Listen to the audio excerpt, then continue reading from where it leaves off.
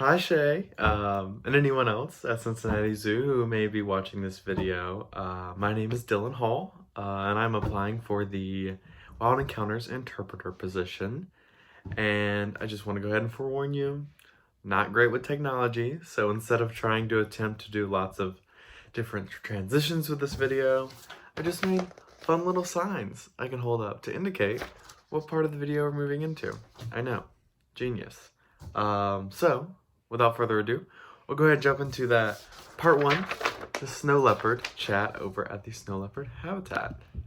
So to begin, hi, my name is Dylan. I'm part of the interpretive team here at Cincinnati Zoo.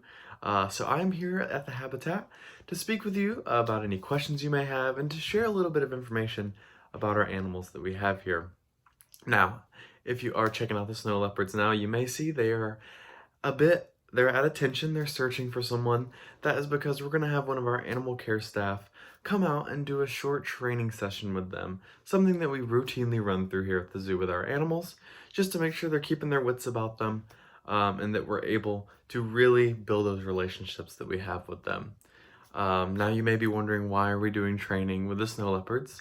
Well, that is because training is an integral part of caring for them. So we're not teaching them to do tricks or anything weird like that. Everything that we do with our animals is opera conditioning and positive reinforcement, and always serves a purpose for us to better care for them. So when our keeper arrives, you may see them ask the snow leopards to open up their mouth. That's super important so we can check out their teeth. You know, when you go to the dentist and the dentist asks you to open up your mouth, same kind of deal. We want to make sure there aren't nothing gross in there, no cracks and that kind of thing. You may also see them ask the snow leopards to stand on the mesh here so we can get a look at their bellies, check out their feet, their foot pads, make sure everything's top notch, because they are carnivores, so it makes it a bit difficult for us to actually enter their habitat with them to kind of look at them like you may look after your pets at home.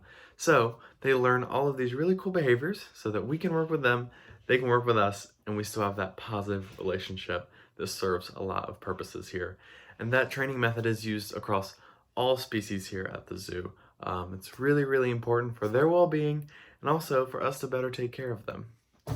Great. Now, on to part two, talking about a random object in my room. So I did have to grab, if you can tell by looking at my wall back here, rhinos are my favorite animal. So I have my little black rhino figurine here that I would like to tell you guys a little bit about.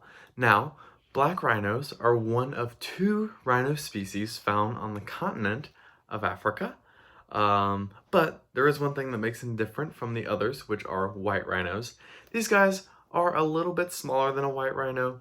White rhinos typically average anywhere between 4,000 to 6,000 pounds, so really big guys, while an adult black rhino will average out at maybe right around 3,500 pounds. But the really cool thing about them is their lip. So if you can tell, it's kind of hard to see. They have a pointed lip here. It's prehensile, so they use it. If you went over to the giraffe deck and fed the giraffes, same kind of deal. They'll use that lip to grab and pull things, while if you've ever seen a white rhino, this guy back here, they have that big, wide, flat mouth. They're grazers. So if you think about cows or horses, they have that nice flat mouth to help them pull grass out of the ground like that, while these guys have a pointed lip so they can eat up. They might be eating off bushes and trees and that sort of thing. And then for part three, you don't get a fun picture for part three, because part three is about me and why I want to work at Cincinnati Zoo. As you know, I did do the Cat Ambassador Program internship for the fall semester, so I really got a good introduction to this zoo and seeing what it's like to work here. And I think it is a really phenomenal place. The culture there is great. I love traveling to different places and learning how people work, and Cincinnati Zoo is definitely a place that I can see myself successful as. And I also think I would be a good fit for this position because I have done a lot of interpreting. At this point, I started when I was 14, so I've had about 8 years of interpretation experience, both formal and informal, classroom settings, tours, overnight stays at the zoo, camp counselor experience, and also animal training and interpretation as well. I've also worked on a very similar team before in leadership, helping manage about 20 plus staff members while also being the go-to lead for all behind the scenes experiences. And I think that I could add a really um, diverse and fun presence on a team. I try to approach any job that I have with positivity, which is fortunately sometimes hard to come by when you're at work, even if you work as somewhere as fun as a zoo. So I try to keep it positive, have an open form of communication, and always do honest work for any place that I am working at. Thank you so much for watching this, and I hope to hear back from you soon. All right, thank you.